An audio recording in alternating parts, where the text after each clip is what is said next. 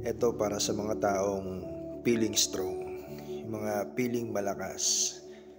Kung mapapansin mo, maraming taong problemado sa mundo na hindi pinapakita sa iba na talagang hindi na nila kaya yung nangyayari sa kanila. Kinakahiya nila na makita sila ng ibang tao na mahina sila, na hindi na nila kaya yung problemang pinagdadaanan nila. Ayaw nilang ipakita.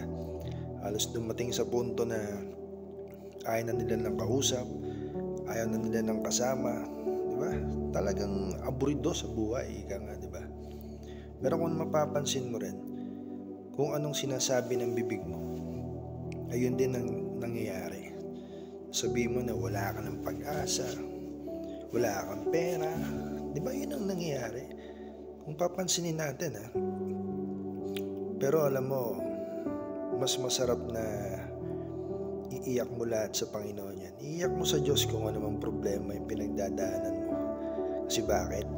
Sa harap ng Panginoon, hindi nakakahiya na ipakita mong nahihirapan ka na. Sa harap ng Diyos, hindi nakakahiya na ipakita sa Kanya na lumuluha ka. At yung luha na yan, mararamdaman mo na niyayakap ka ng Diyos. At alam mong may bibigay siyang solusyon.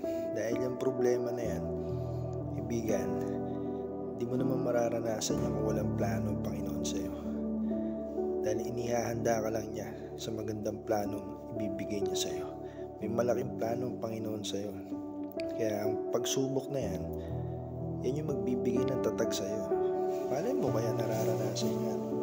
Kasi balang araw, ikaw naman yung magbabahagi sa kapwa mo at magtuturo kung anong dapat nilang gawin.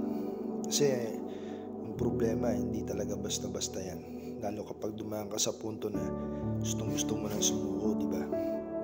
Pero ang susi sa lahat ng problema ay ang kumapit ka sa Panginoon. Yun lang naman eh. Kahit anong problema pa yan. Problema lang yan. Mas malaki ang Panginoon kaysa sa lahat ng problema. At yung problema na yan, huwag mong gawing dahilan para sumuko ka sa buhay. Huwag mong gawing dahilan yan para wala kang magawa sa buhay. Alam mo kung ano mas maganda? Yung problema na yan, ang gawin mong inspirasyon. Dahil lahat ng problema may solusyon.